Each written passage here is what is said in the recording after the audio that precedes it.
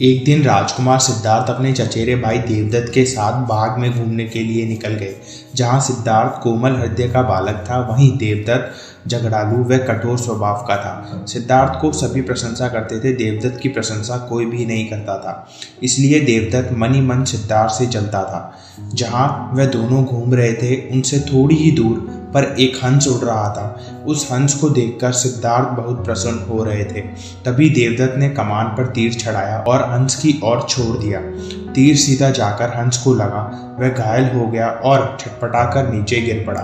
सिद्धार्थ ने दौड़कर उस घायल हंस को उठाया। उसने हंस के घायल शरीर से बह रहे लहू को साफ किया और उसे पानी पिलाया।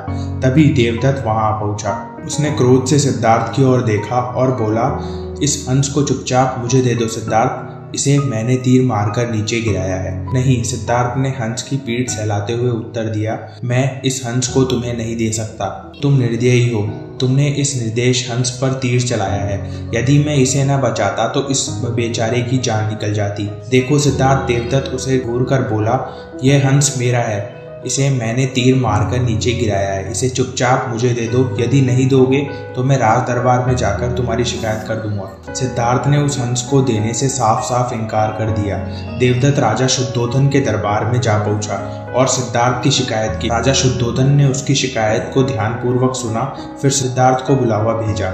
कुछ ही देर में सिद्धार्थ हंस को लेकर राज दरबार में उपस्थित हो गया। राज दरबार के ऊंचे सिंहासन पर राजा शुद्धोधन बैठे थे। आसपास के नीचे आसनों पर राज्य मंत्री तथा अन्य पदाधिकारी बैठे थे। कई सैनिक हथियार लिए द्वार के निकट खड़े थे। शुद्धोधन के संकेत करने पर देवदत्त सिर झुकाकर बोला, जो हंस इस समय सिद्धार्थ के पास है वह मेरा है, इसे मैंने तीर मारकर पृथ्वी पर गिराया था। सिद्धार्थ ने उसे उठाकर इस पर अपना अधिकार जमा लिया है। यह हंस मेरा है, कृपया इसे मुझे दिलवा दीजिए।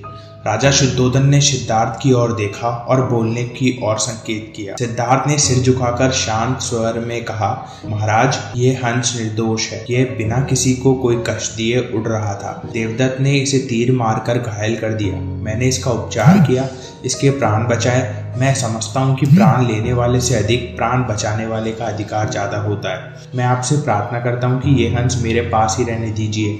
मैं इसे बिल्कुल स्वस्थ करके आकाश में उड़ा देना चाहता हूँ। शुद्धोधन ने अपने सभासदों से विचार विमर्श किया। वह सभी एक ही स्वर में बोले, महाराज, राजकुमार सिद्धार्थ का कहना बिल्कुल ठीक है। जीवन लेने वाले से बचाने वाले का अधिकार ज्यादा होता है, अतः हंस राजकुमार सिद्धार्थ के पास ही रहने देना चाहिए।